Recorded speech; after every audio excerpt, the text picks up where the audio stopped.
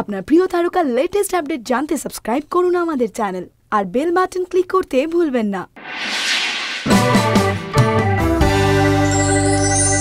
এবছর গোড়া থেকেই রাজ চক্রবর্তীর ক্যারিয়ার খুব একটা ভালো যাচ্ছিল না। তার ড্রিম প্রজেক্ট টংলিং কপিরাইট ইস্যুতে বাধাপ্রাপ্ত হয়। তারপর তিনি প্ল্যানিং শুরু করে রেকিও করে ফেলেছিলেন কাঠমান্ডু টু কম্বোডিয়ার লোকেশনের। অবশ্য মাঝে ছিল রাজ কাহিনী, মানে রাজ শুভশ্রীর বিয়ের পর্বের। বিয়ের পরেই হাত দেওয়ার কথা ছিল কাঠমান্ডু টু কম্বোডিয়ার শুটিং এ, কিন্তু সিনেমার কিছু লিড কাস্ট যেমন আবির, সোহম তারা নাকি সরে দাঁড়ায় নানা কারণে কাঠমান্ডু টু কম্বোডিয়া থেকে।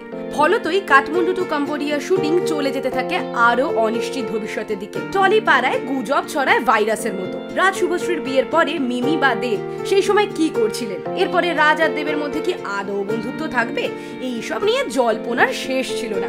কিন্তু মিমি বা দেব কেউই কিন্তু এমন কোনো আচরণ করেননি যেটা এরকম কোনো কিছু মনে হতে পারে। আর রাজদেবের বন্ধুত্ব থাকবে কিনা তা নিয়ে যারা কনফিউশনের ফিভার ছড়াচ্ছিল তাদের মুখে কুলুপ এঁটে দিয়ে দেব বুঝিয়ে দিলেন তিনি তার বন্ধুর পাশে আছেন, থাকবেন। কারণ রাজ চক্রবর্তীর অ্যাডভেঞ্চার্স অফ জোজোর শুটিং শুরু হওয়ার কথাটা জানা মাত্রই দেব টুইট করে লিখলেন রাজ চক্রবর্তীকে, finally your dream project is coming true, really happy for this one.